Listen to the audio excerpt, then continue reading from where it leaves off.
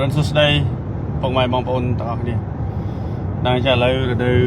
lẹ phènយើងបានឈានមកដល់ហើយណាបងប្អូនកន្លែងខ្លះក៏ភ្លៀងជាប់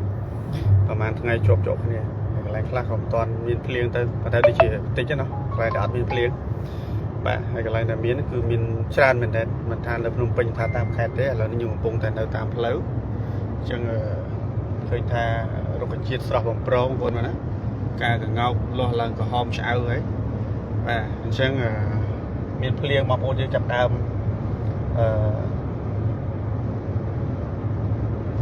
ព្រោះបដាហើយចាប់ដើមចូលដីបដាហើយអញ្ចឹងទន្ទឹមនឹងនោះក្នុងទេសជាកម្មរបស់បងប្អូនទាំងអស់គ្នាក៏ត្រូវត្រៀមខ្លួនត្រូវមានការប្រុងប្រយ័ត្នក៏ត្រូវត្រៀមលក្ខណៈទុកជាមុនថាតើបងប្អូនទៅធ្វើអីត្រូវរៀបចំអីត្រូវប្រយ័ត្នអីត្រូវបន្ថែមអីត្រូវបន្ថយអីណាបាទអូនេះផ្ទះនេះតែបារងស្រុកហ្នឹងហើយតើបងប្អូនទាំងគ្នាបាទអញ្ចឹងវីដេអូថ្ងៃនេះគឺมันមានអ្វីទេគ្រាន់ជាការចែករំលែកខ្លីៗហើយក៏ដូចជាចង់ live ចែកលេងvớiបងប្អូនទាំងអស់គ្នាបន្តិចហ្នឹងហើយដោយសារខានយូរហើយប្រហែលខែណោះហ្នឹងហើយខានប្រហែលខែហើយអញ្ចឹងឥឡូវនេះក៏ចែកលេងជាមួយបងប្អូនបន្តិចចុះបាទអញ្ចឹងបច្ចុប្បន្ននេះនៅក្នុងវិស័យជាកម្មរបស់យើងនេះកំពុងតែបោះជំហានទៅមុខគឺអត់ឈប់ឈរណាបងប្អូនបើទោះបីជាក្នុងកលៈទេសៈបែបណាក៏ដោយរបបមួយនេះគឺនៅតែដំណើរការធម្មតាណាធម្មតាពីសំណាក់បងប្អូនយើងនៅក្នុងស្រុកនិងពីសំណាក់បងប្អូនភ្ញៀវមកពីបរទេសជាពិសេសគឺជនជាតិចិនហ្នឹងតែម្ដងបាទអញ្ចឹងបច្ចុប្បន្ននេះខ្ញុំធ្វើឲ្យមានបងប្អូនយើងធ្វើការនៅប្រទេសកូរ៉េមានជនជាតិចិនមានបងប្អូនយើងធ្វើការងារនៅប្រទេសថៃមានបងប្អូនយើងធ្វើការនៅប្រទេសម៉ាឡេស៊ីក៏មានណាបាទហើយមានបងប្អូនយើងគាត់ជនជាតិខ្មែរតែគាត់ទៅនៅស្វីសនៅអាមេរិកណាគឺខ្ញុំធ្វើជូនគាត់នៅកាណាដាក៏មានដែរបាទអញ្ចឹងមានន័យថាដោយគាត់មើលឃើញពីសក្តានុពលដោយគាត់មានក្តីរំពឹងថាអនាគតទៅគាត់នឹងមានរបរមួយនេះសម្រាប់ចិញ្ចឹមគាត់នៅពេលដែលគាត់ចូលនិវត្តន៍ទៅគឺគាត់នឹងមានប្រាក់ចំណូលមួយដើម្បីទប់ទល់ទៅដល់ជីវភាពប្រចាំថ្ងៃរបស់គាត់អញ្ចឹងណាបងប្អូនបាទអញ្ចឹងមានន័យថាខ្ញុំធ្វើច្រើនហើយបច្ចុប្បន្ននេះគឺចិនណាភ្ញៀវចិននៅតែក្នុងអត្រាមួយខ្ពស់ជាងភ្ញៀវនៅបណ្ដាប្រទេសផ្សេងដោយសារប្រទេសចិនជាប្រទេសមួយដែលមានតម្រូវការសបុកជាកម្មខ្លាំងប៉ុន្តែជាអកុសលប្រទេសមួយនោះគឺมันមានលទ្ធភាពក្នុងការចិញ្ចឹមទៅជាកម្មបានទេដោយមូលហេតុកត្តាភូមិសាស្ត្រនៅទីនោះគឺអាកាសធាតុត្រជាក់ណាត្រជាក់ខ្លាំងអញ្ចឹងត្រជាក់ខ្លាំងគឺវាអត់មានសត្វល្អិតសម្រាប់ឲ្យត្រជាក់កម្មស៊ីទេបាទអញ្ចឹងគឺជាកម្មនៅមិនបានទេណាអញ្ចឹងត្រជាក់កម្មគឺផ្សារភ្ជាប់ជាមួយនឹងកសិកម្មហើយប្រទេសកម្ពុជារបស់យើងគឺជាប្រទេសមួយដែលអំណោយផលល្អបំផុតសម្រាប់របរចិញ្ចឹមត្រជាក់កម្មណាដែលខ្ញុំបានដើរទស្សនកិច្ចនៅប្រទេសថៃនៅម៉ាឡេស៊ីនៅខ្ញុំមើលថាដូចជាមិនមានចំណុចដែលល្អខ្លាំងជាងប្រទេសកម្ពុជាទេជាងប្រទេសកម្ពុជាណាតែភូមិសាស្ត្រល្អដែលយើងអាចប្រកបរបរចិញ្ចឹមជាកម្មនេះបានអញ្ចឹងល្អសម្រាប់បងប្អូនយើងដែលធម្មជាតិបានផ្ដល់ជូនសម្រាប់បងប្អូនទាំងអស់គ្នានៅកត្តាភូមិសាស្ត្រដែលល្អសម្រាប់ផលិតមាសសនាំចេញទៅប្រទេសគេបានបងប្អូនអញ្ចឹងនេះខ្ញុំនៅតាមផ្លូវធ្វើដំណើរមកពិនិត្យទីតាំងដីរបស់ភ្ញៀវចិនដែលគាត់គម្រោងសាងសង់10អគារអញ្ចឹងឥឡូវនេះគឺយើងបានពីទីតាំងទី1យើងត្រៀមនឹងចាក់ប្លង់សេស្លឹកទី1ហើយទីតាំងទី2របស់គាត់នោះគឺយើងត្រៀមនឹងចូលវាយគ្រឹះឆាប់ដែរអញ្ចឹងម្សិលមិញខ្ញុំបានមើលទីតាំងជូនគាត់4កន្លែងឥឡូវនេះយើងបន្តទៅមើល4កន្លែងបន្ថែមទៀតហើយយើងនឹងសិលេចមើលថាតើមួយណាដែលគាត់ដិតជាប់ដកក្នុងចិត្តអាចសម្រាប់ចិត្តពិចារណាទិញបានគឺគាត់នឹងរៀបចំណាបងប្អូនបាទជាយើងរៀបចំធ្វើជូនគាត់បាទគឺគាត់ទម្លាក់ឆ្នាំនេះ10អគារសិនហើយចូលឆ្នាំក្រោយគាត់នឹងបន្ថែមបន្តទៀតបាទគាត់មានការរំពឹងទុកមានគម្រោងផែនការជីវកម្មរបស់គាត់ច្បាស់លាស់បាទហើយគាត់នេះគឺជាអ្នកវិនិយោគដ៏ធំមួយរូបដែរនៅប្រទេសកម្ពុជារបស់យើងចឹងនេះក៏ជាមោទនភាពសម្រាប់ក្រុមការងាររបស់ខ្ញុំផ្ទាល់បាទជាពិសេសលោកគ្រូមួយចែដែលគាត់ចេះចិនខ្ញុំមិនចេះទេគាត់ទៅអែបគេសើចយើងសើច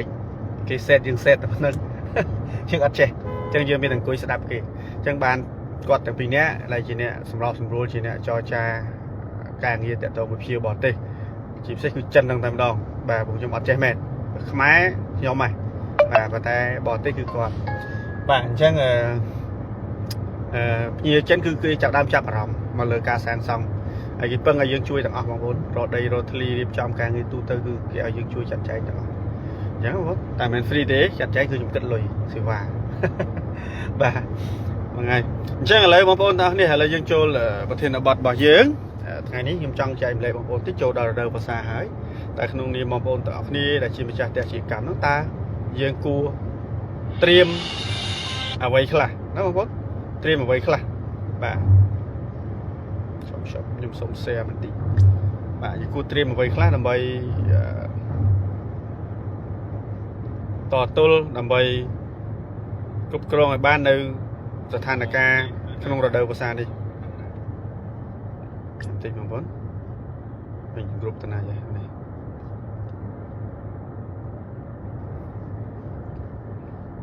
បាទចឹងរដូវរបស់តែជាកម្មនេះបងប្អូនទាំងគ្នាមិនថារដូវប្រាំងមិនថារដូវវស្សាទេគឺបងប្អូនអស់នេះត្រូវមានការប្រុងប្រៀបត្រូវមានការត្រៀមត្រូវមានការប្រុងប្រយ័ត្នជានិច្ចបាទរដូវប្រាំងរដូវវស្សាការប្រុងប្រៀបគឺមិនសូវជាខុសគ្នាទេណាបងប្អូនមិនសូវជាខុសគ្នាទេបាទចឹងសម្រាប់រដូវវស្សាធ្លាក់ភ្លៀងអ្វីដែលបងប្អូនត្រូវប្រុងប្រយ័ត្នរឿងទី1គឺតកតងទៅនឹងការគ្រប់គ្រងសំណើមក្នុងផ្ទះរបស់បងប្អូនទាំងអស់គ្នាចឹងរដូវប្រាំងវានឹងធ្វើឲ្យសម្បុករបស់បងប្អូនខ្វះសំណើមអាចនឹងមានការធ្លាក់អាចមានការហើបអាចនឹងខូចរូបរាងអីចឹងទៅចឹងវាធ្វើឲ្យតម្លៃរបស់វាប្រែប្រួលទៅតាមនោះដែរហើយសម្រាប់រដូវវស្សាក៏ដូចគ្នាដែរបងប្អូនទាំងអស់គ្នាមិនប្រុងប្រយ័ត្នសំណើមលើសក៏វាប៉ះពាល់ទៅដល់សត្វរបស់ក្នុងផ្ទះរបស់បងប្អូនទាំងអស់គ្នាក៏វាប៉ះពាល់ទៅដល់សម្បុកក៏វាប៉ះពាល់ទៅដល់កូនសត្វដែលវានៅក្នុងផ្ទះនឹងផងដែរណាវាបង្កកើតទៅជាសម្មើបាទទឹកសំណើមលើសពេកវាធ្វើឲ្យជាតិអាចជាកម្មក្នុងផ្ទះរបស់យើងនឹងពោពេញទៅដល់សំណើមរីកឈ្គុយពេញផ្ទះបើផ្លេកបើផ្លាក់ចូលទៅឈួលពេញផ្ទះបាទជាហេតុប៉ះពាល់ទៅដល់ការរស់នៅរបស់សត្វជាកម្មផងក៏ប៉ះពាល់ទៅដល់សម្បុកជាកម្មផងដែរអញ្ចឹងដូចអ្វីដែលខ្ញុំធ្លាប់ចែករំលែកបងប្អូនទាំងអស់នេះអញ្ចឹងថានៅពេលដែលផ្ទះរបស់បងប្អូនសំណើមលើសជាតិអាម៉ូញ៉ាឡើងខ្ពស់អញ្ចឹងសម្បុកជាកម្មរបស់បងប្អូននឹងប្រែពណ៌ពីសទៅពណ៌កាអំពៅចឹងបងប្អូនអ្នកលក់សម្បុកជាកម្មបងប្អូនដឹងហើយថាសម្បុកជាកម្មតែមានពណ៌ស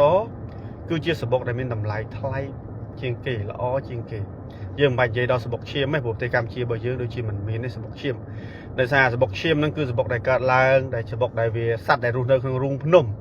ចឹងវាខ្ជាក់សម្បុកជាប់នឹងជាងថ្មហើយធម្មតាបងប្អូនដឹងហើយជាងថ្មគឺវាមានប្រេះចាតាមចន្លោះដែលប្រេះនោះនៅពេលដែលរដូវភ្លៀងចេះឬក៏រដូវក្តៅគឺវាមានជាតិចំហាយទឹកចេញមកតាមហ្នឹងវារុញអាជាតិអស់ហ្នឹងវាធ្វើឲ្យចេញមកវាជាប់មួយសម្បុករបស់យើងវាឡើងទៅជាពណ៌ក្រហមដែលបងប្អូនចំណាំហើយនិយាយថាសម្បុកឈាមអញ្ចឹងសម្បុកអស់ហ្នឹងវាមានសារធាតុចិញ្ចឹមលើសពីសម្បុកធម្មតាដោយសារអីអាសារធាតុអស់ហ្នឹងវាចេញអំពីដែលខ្ញុំនិយាយថាចន្លោះនៃភាពប្រេះរបស់ភ្នំណាបាទវាចេញមកវាទៅជាប់មួយសម្បុករបស់យើងហ្នឹងវាអាសារជាតិដែលនៅក្នុងភ្នំហ្នឹងគឺវាមកជាប់មួយសម្បុករបស់យើងវាធ្វើឲ្យលើសនៅសារជាតិចិញ្ចឹមមួយចំនួនទៀតដែលធ្វើឲ្យសម្បុកមួយហ្នឹងយើងនិយាយថាវាសម្បុកដែលល្អហើយកម្រអញ្ចឹងណាបែរថាកម្ររបស់តែកម្រគឺវាថ្លៃយ៉ាងហ្នឹងបាទប៉ុន្តែមែនតើទៅមិនបើទៅប្រទេសកម្ពុជារបស់យើងជាបទពិសោធន៍របស់ខ្ញុំប្រឡូកក្នុងវិស័យនេះជិត10ឆ្នាំថាខ្ញុំគឺដូចជាមិនទាន់ឃើញថាមាននៅឡើយទេព្រោះប្រទេសកម្ពុជាយើងមិនទាន់ឃើញថាបងប្អូនយើងណាយកសម្បុកជាកម្មចេញពីរូងភ្នំបាទខ្ញុំមិនដឹងឬក៏យ៉ាងម៉េចទេប៉ុន្តែខ្ញុំអត់ឃើញគឺខ្ញុំថាអត់ដឹងមែនបាទអញ្ចឹងបងប្អូន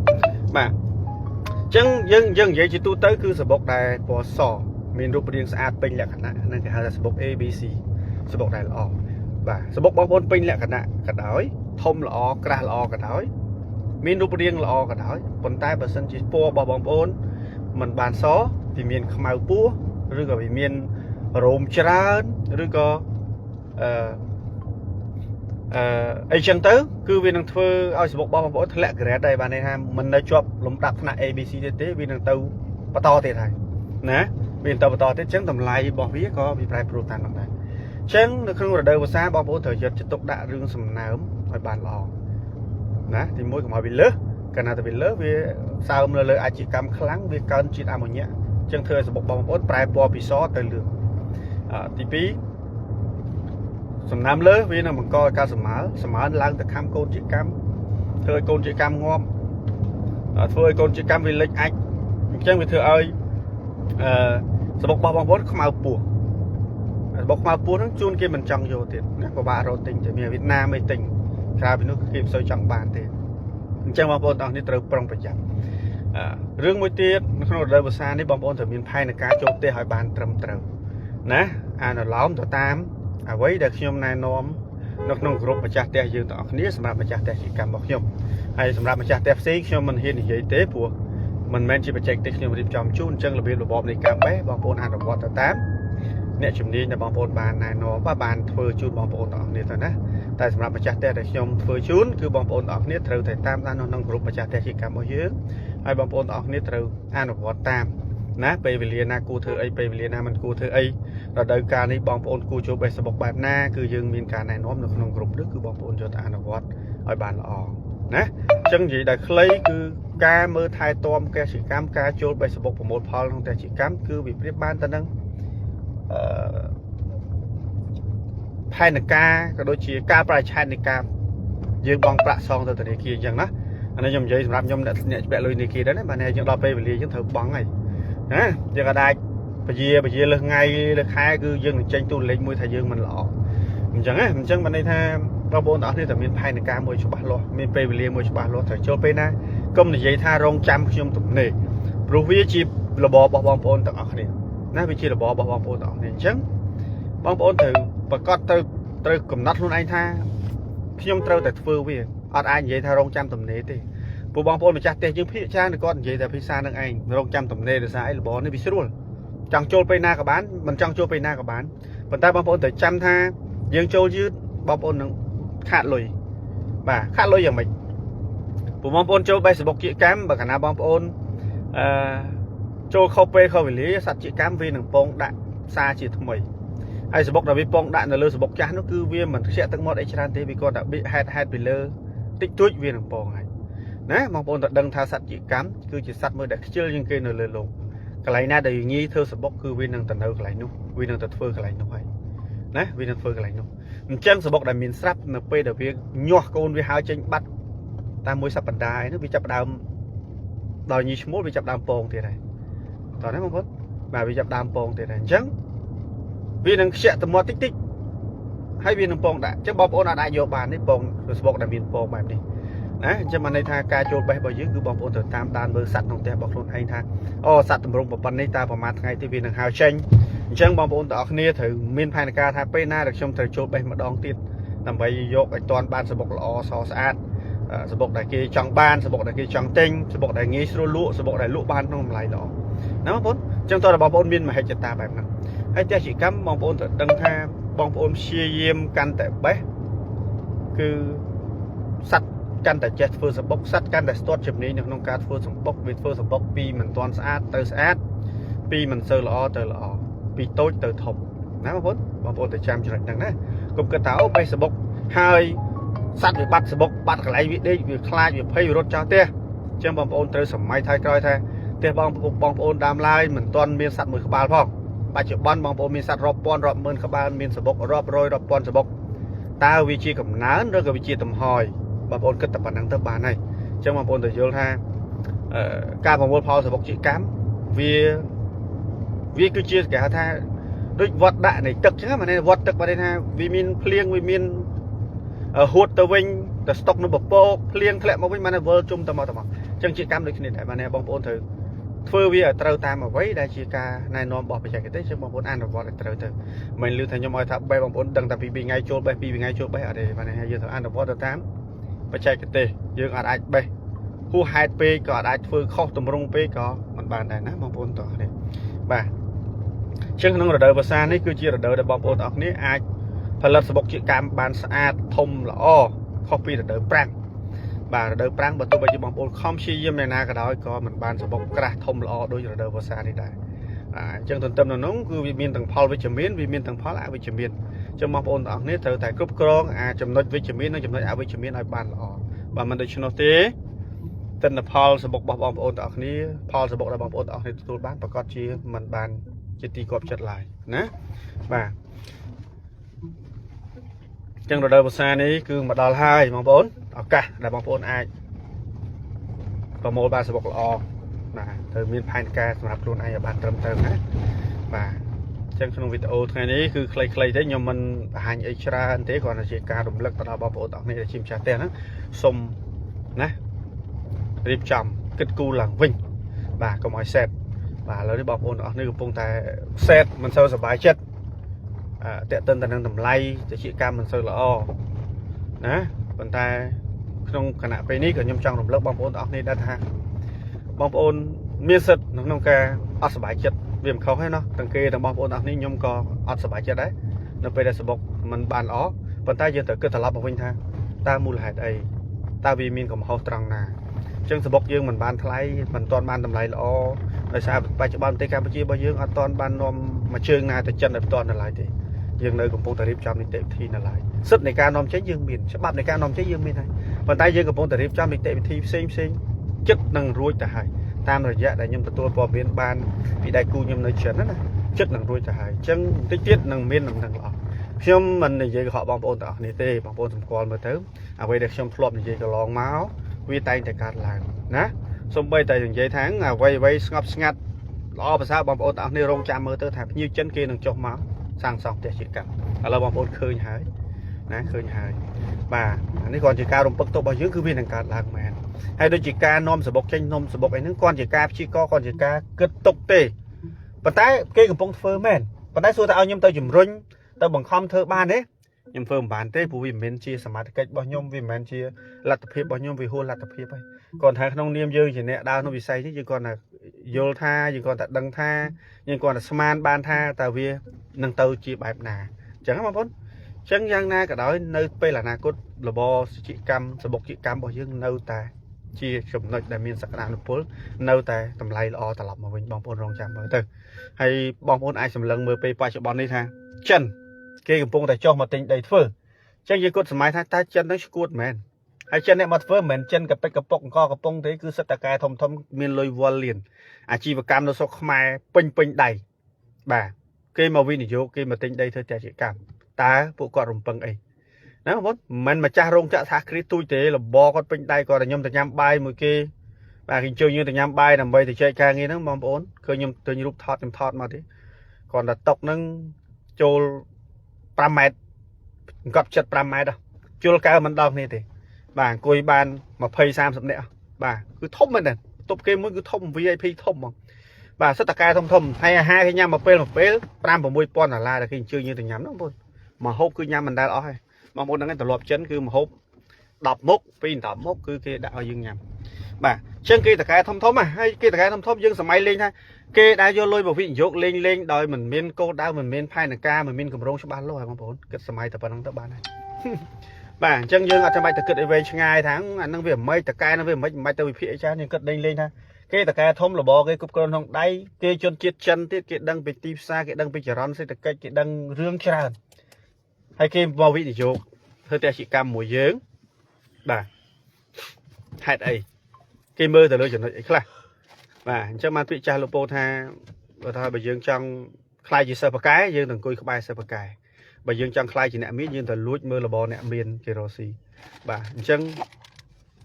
របរជាកម្មនេះបងប្អូនដែលកំពុងដែលមានផ្ទះហើយគឺសូមកុំឲ្យបាក់ទឹកចិត្តនៅក្នុងការមើលថែបន្តហើយបងប្អូនដែលមិនទាន់មានផ្ទះកំពុងតែចាប់អារម្មណ៍ហើយមានដើមទុនហើយកំពុងតែភ័យខ្លាចក៏គួរតែធ្វើការពិចារណាធ្វើការសម្រេចចិត្តទៅយើងកុំឲ្យមើលតែពេលបច្ចុប្បន្ននេះថាអូតម្លៃវាមិនល្អខ្ញុំមិនទាន់ធ្វើទេរងចាំតម្លៃល្អអញ្ចឹងនៅពេលដែលតម្លៃល្អកើតឡើងតើបងប្អូនមានសបុកណាលក់បើផ្ទះបងប្អូនអត់ទាន់មានផងហ្នឹងអានេះបើផ្ទះបងប្អូនអត់ទាន់មានផងហ្នឹងបាទអញ្ចឹងបងប្អូនមានសបុកណាលក់មានផលិតផលអីលក់បាទឃើញគេដាំសណ្តែកគួរដាំបច្ចុប្បន្ននេះអត់ទាន់បានតម្លៃល្អទេអត់ដាំទេចាប់តែពេលឃើញគេតម្លៃឡើងថ្លៃទៅចាប់ដើមដាំដល់ចាប់ដើមដាំតែគួរមិនទាន់បោះដៃផងតម្លៃចុះថោកវិញបាត់អញ្ចឹងយើងអត់មានឱកាសក្នុងការទទួលបានលុយនឹងទេជាកម្មដូចគ្នាដែរនៅពេលបងប្អូនស្រឡាញ់ហើយចាប់ដើមហើយពេញចិត្តហើយគឺបងប្អូនអាចចាប់ដើមទៅរឿងតម្លៃគ្មានពីណាគេកំណត់បានទេវាឡើងវាចុះប៉ុន្តែយើងគ្រាន់តែមានការរំពឹងមួយថាវានឹងល្អប្រសើរមកវិញព្រោះតម្លៃចុះរបស់យើងនេះមិនមែននៅសុកមិនមានរឿងអីកើតឡើងសោះវាចេះតែធ្លាក់អាហ្នឹងយើងមិនគួរពិចារណាក្នុងការសាងសង់ទេប៉ុន្តែជាក់ស្ដែងបងប្អូនមើលទៅតម្លៃសបុកជាកម្មយើងចុះដោយសារអីបាទវាចុះតាំងពីជំនាន់ COVID-19 មក បន្ទាប់ពីកូវីដហើយតើវាមានបញ្ហាអីបច្ចុប្បន្ននេះតើកំពុងតែមានបញ្ហាអីសកលលោករបស់យើងឃើញទេបងប្អូនអញ្ចឹងវាមិនមែនចោតមូលហេតុទេបើវានៅសុកចុះអូខេអាហ្នឹងមិនថាផលិតផលហ្នឹងគឺមិនគួរនឹងចាប់អារម្មណ៍មិនគួរនឹងចាប់ផ្ដើមធ្វើទេប៉ុន្តែទៀតពិតគឺវាមានដើមចំវាមានកត្តាដែលអូសទាញវាឲ្យវាធ្លាក់អញ្ចឹងបាទហើយវាមិនមែនធ្លាក់តែសបុកជីកម្មទេផលិតផលផ្សេងក៏វាធ្លាក់ដែរអញ្ចឹងយើងកុំឲ្យគិតតែភាពអវិជ្ជមានខ្លាំងពេកគឺបងប្អូនទាំងអស់គ្នាមិនអាចចាប់ផ្ដើមរបរអ្វីបានទេបាទហើយបងប្អូនមើលនៅខាងមុខខ្ញុំនេះបាទខ្ញុំបានមកដល់ការឋានហើយដែលខ្ញុំនិយាយថាផ្ទះរបស់ចិនហ្នឹងនេះណាផ្ទះទី1របស់គាត់គឺត្រៀមប្លង់សេស្លឹកទី1នេះខ្ញុំឈៀងព្រោះខ្ញុំទៅជិះត្រឡប់ទៅពោធិ៍សាត់វិញទេបាទអញ្ចឹងឥឡូវនេះផ្ទះនេះនៅលើទឹកដីខេត្តបាត់ដំបងបាទ5x20កម្ពស់2ជាន់ណាអញ្ចឹងក្រុមការងារកំពុងតែរៀបចំដែកប្លង់សេស្លឹកទី1បាទគៀរបស់យើងគ្រប់ភ្ញៀវទាំងអស់គឺយើងធ្វើមានស្តង់ដារច្បាស់លាស់ស្តង់ដារតែមួយមិនមែនធ្វើឲ្យបងចេះធ្វើឲ្យអ្នកផ្សេងចុះគឺដូចគ្នាណាមិនឲ្យបងប្អូនទាំងអស់គ្នាដែលជាម្ចាស់ផ្ទះហ្នឹងចំណែនគ្នាទេបាទស្តង់ដារគៀក៏តែមួយតម្លៃក៏តែមួយដែរមិនខុសគ្នាទេណាបងប្អូនបាទហើយផ្ទះនេះគឺគាត់កាយស្រះខាងមុខនេះដើម្បីយកដីមកបំពេញនៅបាតអាគាររបស់យើងបាទហើយដីដែលយើងគាត់ទិញគឺយើងមើលឲ្យគាត់បើមិនកើតគឺមិនឲ្យទិញឡើយបងប្អូនផ្ទះមាននៅខាងនោះ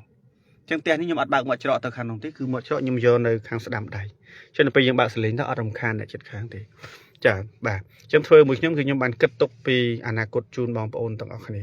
ណាជូនបងប្អូនទាំងអស់គ្នាភ្ញៀវមិនថាភ្ញៀវខ្មែរមិនថាភ្ញៀវចិនទេគឺខ្ញុំគិតទុកឲ្យមិនចេះតែហៅធ្វើដឹងតែធ្វើអត់ដឹងតែយកតែលុយបងប្អូនទាំងអស់គ្នាអត់ទេណានេះជាឆន្ទៈរបស់ខ្ញុំបាទគឺខ្ញុំធ្វើបែបហ្នឹងបាទលុយបងប្អូនរកពិបាកណាស់យើងអាចយកមកលេងសើចបានទេបាទខ្ញុំប្រយ័ត្នប៉ុណ្្នឹងឯងនៅតែមានពេលខ្លះចន្លោះខ្វះខាតធ្វើបងប្អូនយើងមួយចំនួនមិនបានពេញចិត្តណាបាទមិនបានដូចអ្វីដែលគាត់ចង់បានក៏សូមអធិស្ឋានអភ័យទោសផងដែរប៉ុន្តែពីខ្ញុំគឺខ្ញុំបានព្យាយាមចិត្តផ្ចង់ប្រយ័ត្នប្រយែងគ្រប់ជំហានបាទយើងបានប្រយ័ត្នប្រយែងបងប្អូនទាំងអស់គ្នាបាទចឹងវីដេអូមួយនេះសង្ឃឹមថាបងប្អូនទាំងអស់គ្នានឹងបានយល់នឹងបានជ្រាបហើយមានការចាប់អារម្មណ៍ស្រឡាញ់ចង់បានផ្ទះជាកម្មតែមិនទាន់មានទីតាំងបងប្អូនទាំងអស់គ្នាអាចធ្វើការតំណែងមកខ្ញុំបានណាបាទធ្វើការតំណែងមកបានសួរនាំព័ត៌មានប្រឹក្សាយោបល់ជូនបងប្អូនទាំងអស់គ្នាប្រកបដោយជំនាញនិងវិជ្ជាជីវៈធ្វើការងារជូនបងប្អូនទាំងអស់គ្នាប្រកបដោយការទទួលខុសត្រូវខ្ពស់ណាបងប្អូនបាទហើយក្រុមជាងខ្ញុំនេះគឺធ្វើមកខ្ញុំរាប់សិបអាគារទៅហើយបាទពីមុនឡើយក៏ដើរធ្វើសំណង់មួយគេបាទដើរម៉ៅគេអត់បានលុយអត់បានកាក់អញ្ចឹងទៅហើយដល់ពេលគាត់ចាប់ដើមធ្វើមកខ្ញុំតាំងពីឆ្នាំមើលគាត់ចូល4ឆ្នាំហើយបងប្អូន4ឆ្នាំឯង2021សុំទោសបងប្អូនតាំងពីខ្ញុំចាប់ដើមមួយគ្រូហ្នឹងអញ្ចឹងយើងសរុបដល់ឥឡូវនេះ5ឆ្នាំជាងទៅហើយបាទ5 6ឆ្នាំទៅហើយអញ្ចឹងគាត់ដើរមកខ្ញុំច្រើនហើយកំឡុងពេលមួយរយៈមុនដែលឆ្នាំតំមិញដែលរដូវវស្សាយើងអត់មានឲ្យការងារឲ្យគាត់ធ្វើអត់មានការឋានចូលផ្លូវចូលអត់រួចគាត់ទៅធ្វើមួយគេបោកទៀតឥឡូវគាត់ថាលេងតណាយបាទលេងតណាយនៅមួយមេឯងខ្ញុំកក់ក្ដៅជំនាញការងារធ្វើជាប់មួយឆ្នាំទល់មួយឆ្នាំបាទអត់តែរដូវវស្សាធ្វើម៉េចអាហ្នឹងខ្ញុំមិនអាចធ្វើការប្រទេសជាកម្មបងប្អូនដឹងស្រាប់ហើយគឺវាចូលមកជ្រៅអញ្ចឹងផ្លូវនីមួយគឺវាចូលជ្រៅវាឆ្ងាយអញ្ចឹងផ្លូវគឺកម្រនឹងបានផ្ទះក្បែរផ្លូវណាអញ្ចឹងផ្លូវវាតែតែមានការពិបាកក្នុងរដូវវស្សាអញ្ចឹងវាធ្វើឲ្យក្រុមការងាររបស់ខ្ញុំគឺគាត់ការងារធ្វើខ្លះអញ្ចឹងក្នុងនាមយើងជាមេក៏ពិបាកដែរនៅពេលដែលមានក្រុមការងារល្អគឺយើងសប្បាយចិត្តប៉ុន្តែដល់ពេលដែលគាត់ល្អគាត់រំពឹងលើយើងជួយផ្ដល់ការងារគាត់ក៏យើងមានបន្ទុកមួយយ៉ាងដែរអញ្ចឹងបងប្អូនបាទតើបងប្អូនមានអ្វីជាសំណួរទេបាទបងអត់ចែជាងណាសួស្ដីបាទសួស្ដីចែជាងណាសួស្ដីហៀចែភ្លេចដាក់ត្រីសាប់ហើយដល់ភ្លេចដាក់ត្រីសាប់ទៅជាហាសួស្ដីហាហ្នឹងហើយនិយាយលេងទេបាទបងស៊ីយុនសួស្ដីបងសួស្ដីបាទបងសីហាបាទសួស្ដីបងសៅបងសង្ឃឹមថាសបុកឡើងថ្លៃវិញបងហ្នឹងហើយបងជាការសង្ឃឹមព្រោះដូចខ្ញុំនិយាយក្នុងវីដេអូមិញអញ្ចឹងជនជាតិចិនគេមកវិនិយោគហើយអញ្ចឹងតកែធំរបស់ចិនគេមុននឹងមកគេរំពឹងហើយបាទថាពួកគាត់នឹងត្រូវដើរបែបណាពួកគាត់នឹងធ្វើបែបណា bên tới tới bóng bồn khơi nhôm trôi từ thua video ngày môn chắc là nhôm trôi từ tia sản nạ cách nơi rong chạ tình sự bọc chị cam bò chân nơi khang tờ lê bà ti khai tờ kéo nè đây mình chụp thật spring bird này bà chỉ cầm hồn bò chân có chỉ đai cu rồi bò đai cu bọc nhôm nơi bà tê chân đá chân cọt bàn chơi nhôm mùi lực ru từ tia sản nạ cách nằm bay bằng can chùm non bật hiệp của cô đào bà cọt miên tờ rong chạ thế phần tay cọt không miên tệ để chun cọt không miên mà chạ tên nó không đai thì hay có con mình tinh mà cha teri đâu này cứ qua thời ca đai cu thông thông chứ con sầm lăng hơi mà không phục nhung bà chứ mình thấy nó còn chưa nhìn tới cứ nằm bay tròn sầm pon hợp hiệp bao nhiêu nhầm bay nằm bay ấy bây giờ rung chạ có tận hai cá cứ con rung phân than nâng ban sập bọc bị phục nhung vô từ đầm na ca rung chạ bà còn đúng không cho nên cứ chỉ kết thì vua bao nhiêu mùi nó không vì sai mùi đài bà bộ con sầm lăng khơi còn khơi cầm bao nhiêu cứ miên tia đại dương ban sang sang chun nhiều tràn bà mong ôn chúng con mới luôn anh ban chỉ không có thể Campuchia bao nhiêu cứ khơi tia bọc cầm phục trongนี้กูซ้ำได้bàกูซ้ำได้mình tích pêก็mình tràn pê cứกูซ้ำนะกูซ้ำbàให้ก็มันthôngได้ปรามเพยคือเก้าสิบrồi hayขนาดปรามเพยนี่bàยังช่วยจุนkiaคือมันรุ่นยังก็ถือthôngไปติไอ้การในบางคนเขาเคยคุมยมบ่หอมมาสมัยอย่างแต่ดอกคนมาเพยใบชวนนะบางคนดังไงก็เชียวเฟื่องมึกชมใบเตี้ยถ่ายนายน้อมกอดประโยชน์กอดก็ถ้าเราครูเธอตามขยมเตอขยมส้มเราครูหมดดองเธอตามใบดงขยมเตอขยมส้มกูเธอใบจอนกูเธอขยมเตอบุกขยมเจลไงกลายล้างไปแต่ยมเป็นยมแต่ละแต่มากราวที่จับในดองใช่มาในใบจอนนั่นคือกอดอัดจับจอนกราวมันปนยมจับไอ้กอดปีจอนเลอสันจอนกราวคือตกจังยมมันดังท่าเตออยู่มีกอดแบบหน้าให้น้ำมุ้ยคือกอดมีลัดเพียบไว้แต่ซาเตะตีมวยตีปีบกอดโบกโจกนี่มาคายมาเพยกับโลเชียงไทยจังยมก็สำหรับจัดเฟอร์จูนกอดไอ้มีมาปนยังกอดบันสกรีนชามาสู้ยมไทยกลัวแล้วอัปเดตดอเตะใบจวนแมนยมทายจังเธอใบจวนกับบ้านบนจวนกับบ้านได้ตามกาลติสะตามสารเพียบจังโดยมาจากแต่นี้ดูยมไปเจาะบางคนจังบ่าก็ทายครูอีกไม่ครูยมโยลทายจัดหรือครูแบบหน้ายมสกอลครูยูชนามเธอมันครูปีเตะใบเตะทางนี้ให้จังยมดังใบโดงหรือครูของทายแล้วยมส้มครูดาตามใบโดงยมบิงจังยมมาดังปากไก่มันก็ทำไปก็เธอจูนก็ตามสำนักก็เติมบางคนต่อเนี่ยจังอ่ะบ่าบอลตะลมสุดได้บ้างbà bông snin sụt đây sọc sờ bái bông nó ấy mà chơi tẹt bằng anh khăn không bà sinh nhật ở đàn tẹt tôn thì mà dễ thông ấy bà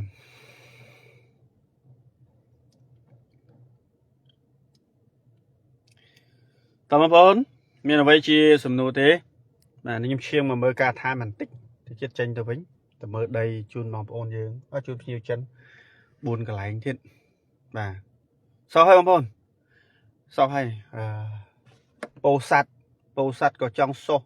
bắt tờ bong có trong số chi tờ na nhiều có trong tinh đây đã lúc khi sân máu zoom mưa tới có bay lại nhiều dương chắc có dương rung vào hô tơ và có dương rung vào hô tơ và hay bật hạp nhiều chắc là quạt phát đại tầm nệ tầm non quạt sạt tràn hai ai hai có dương tờ tuôn nệ tham ấy bắt tàu tờ của thứ mấy anh chia là bò rossi bằng bốn đó này và chia bò rossi và sao mấy tầm mơ thì tăng mùi nơi khang bắt tờ bong nó có bài nhiều chắc bao nhiêu tiền nó là dụ tung buồn pram cho nam hết hay tam những đằng bò miến cả lại còn nơi dụ pi cho nam chứ còn bàn mặc hai một mùi palgalo bắt hay chẳng mà đa lớn nếu tam những smart đấy nè tung đập pram từ một palgalo ấy tiền ông tam những smart bùa bạn man sạch để cột tràn mà tràn mình đèn trắng nhiều để con mơ đây mình sao mấy chừng ngày và hai chiếc mặc lô chiếng vì tiền nóng trả lời nếu như sập lại thôi chun quạt và sập lại thôi chun quạt hơi thôi mấy cái bộ tẹt con nó tần là phò với bò bô thôi và hay dạy chun á mình nhưng mà thôi tẹt con nhưng vô sạch chả bà con thế cứ nhưng con ta vô con sạch bà con đầy nhỏ màu tại bà con mơ thai bàn ló có vì mình tàn ở đây tại bà xin chỉ con bán mơ thai ló vô chân tục đấy anh đang chỉ riêng mũi xinh thiệt chẳng có nào con và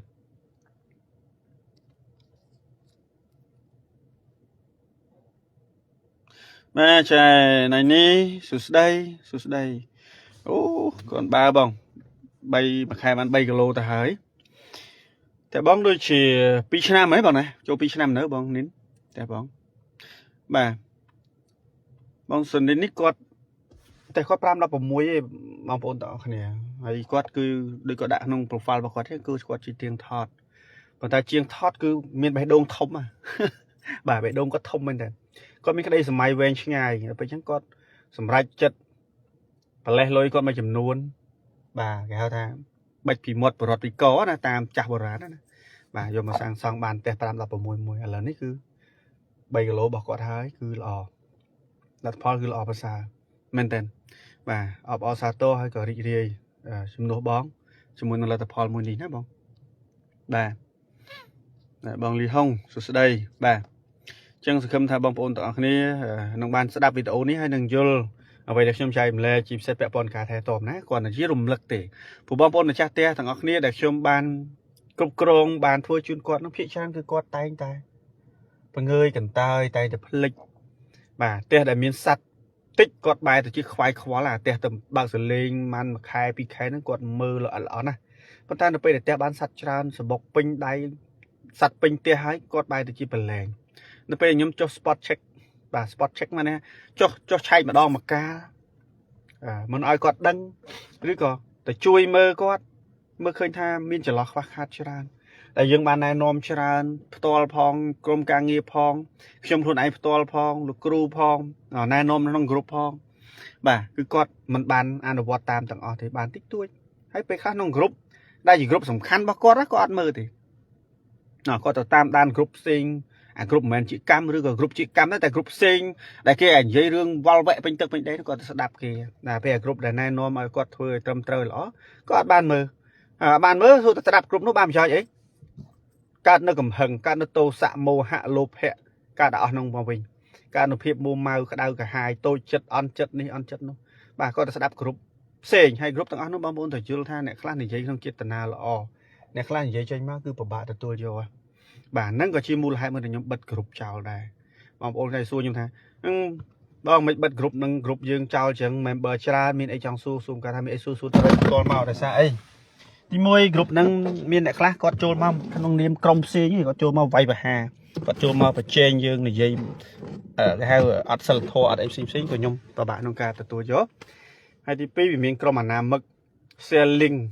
game link រឿងអាភិអីផ្សេងចូលមកខ្ញុំជួនអត់បានចូលមើលលុបអត់តាន់ទេនៅហ្នឹងអញ្ចឹងខ្ញុំក៏សម្រេចចិត្តបិទចោលបណ្ដោយទៅហើយក្រុមផ្សេងក្រុមខ្លះខ្ញុំឃើញក្រុមកសិកម្មទាត់ចែកម្លែករឿងកសិកម្មក្នុងចេតនាល្អលក់ផលិតផលកសិកម្មសម្ភារៈកសិកម្មប៉ុន្តែជនអនាមិកដែលវាចង់គេចំណេញរបស់ខ្លួនឯងវាទៅផ្ញើអញ្ចឹងចូលទៅអញ្ចឹងទៅវាធ្វើឲ្យសង្គមយើងវល់វែកអញ្ចឹងខ្ញុំនឹកឃើញថាជិលបាទបងប្អូនមានចម្ងល់អីតាក់ទងមកសួរមកបាទខ្ញុំរីករាយនឹងប្រាប់ណែនាំបងប្អូនជានិច្ចមិនថាម្ចាស់ផ្ទះខ្ញុំមិនថាម្ចាស់ផ្ទះដតីឬក៏បងប្អូនដែលចង់សាកសួរព័ត៌មានទេគឺខ្ញុំតែងតែឆ្លើយតបជានិច្ចអញ្ចឹងណាបាទបងឆាយសួស្ដីបង